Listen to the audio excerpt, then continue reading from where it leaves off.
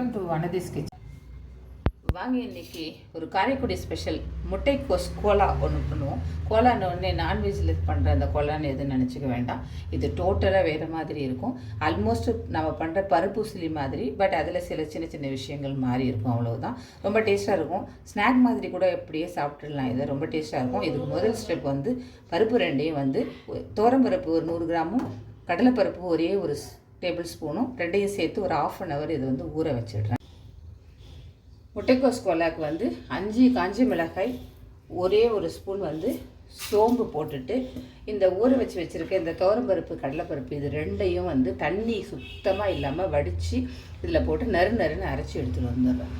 பருப்பு ரெண்டையும் வந்து அரைச்சிட்டு வந்து ஒரு வானல் வச்சுருக்கேன். கொஞ்சம் போல் எண்ணெய் ஊற்றிக்கலாம். வச்சு கடுகு 2 ஸ்பூன் உளுத்தம்பருப்பு போட்டுக்கோங்க. உளுத்தம்பருப்பு சிவந்துருச்சு. கொஞ்சம் போல் கருவேப்பிலை, சின்ன வெங்காயம் ஒரு 30-40 வெங்காயம் இருக்கும். சின்ன வெங்காயம் எவ்வளோ போடுறீங்களோ அவ்வளோ டேஸ்ட்டாக இருக்கும். இல்லைன்னா பெரிய வெங்காயத்தை கட் பண்ணிக்கோங்க. நான் சின்ன வெங்காயம் தான் போட்டிருக்கேன். இது நல்லா வதங்கட்டும். ஒரு பெரிய சைஸ் தக்காளியை நல்லா பொடியாக அரைக்கி போட்டுக்கோங்க.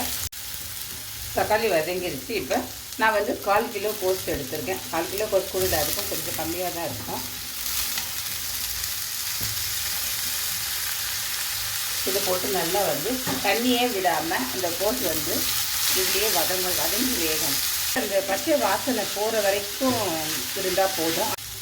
கோஸோட பச்சை வாசனை போயிடுச்சு. இப்போ நான் அரைச்சி வச்சுருந்தேன் அந்த பருப்பை வந்து இதில் சேர்த்துக்கிறேன். கொஞ்சம் நறுன்னு அரைச்சிக்கோங்க, ரொம்ப நைஸாக வேண்டாம். காரம் வந்து இந்த பருப்பில் அரைக்கும் போது போட்ட அந்த 5 காஞ்ச மிளகாய் மாத்திரம்தான், வேறு எதுவும் காரம் கிடையாது. இந்த மாதிரி வதக்கிட்டே வந்து இதை வேக வைக்கணும். இந்த ஸ்டேஜில் கோஸுக்கு தேவையான பருப்பு ரெண்டுத்துக்கும் தேவையான உப்பு போட்டுவிடுங்க. அந்த 5 காஞ்ச மிளகாய் தான் போட்டோம். அதுவே நல்ல காரம் தெரியும் உங்களுக்கு. சாம்பார் சாதம் தயிர் சாதத்தோடு வச்சு சாப்பிட்டு பாருங்கள், சூப்பராக இருக்கும். ரைஸோட பிசைஞ்சு சாப்பிட்லாம். இல்லைன்னா அப்படியே வந்து இதை ஒரு கப்பில் போட்டு ஒரு ஸ்பூனை போட்டு கொடுத்தா ஈஸியாக சாப்பிட்டு முடிச்சிருவாங்க. ட்ரை பண்ணி பாருங்கள். சூப்பரான முட்டைக்கோஸ் கோலா ரெடி ஆகிடுச்சு. ட்ரை பண்ணி பாருங்கள். பிடிச்சதுன்னா லைக் பண்ணுங்கள், ஷேர் பண்ணுங்கள், சப்ஸ்கிரைப் பண்ணுங்கள். நன்றி, வணக்கம்.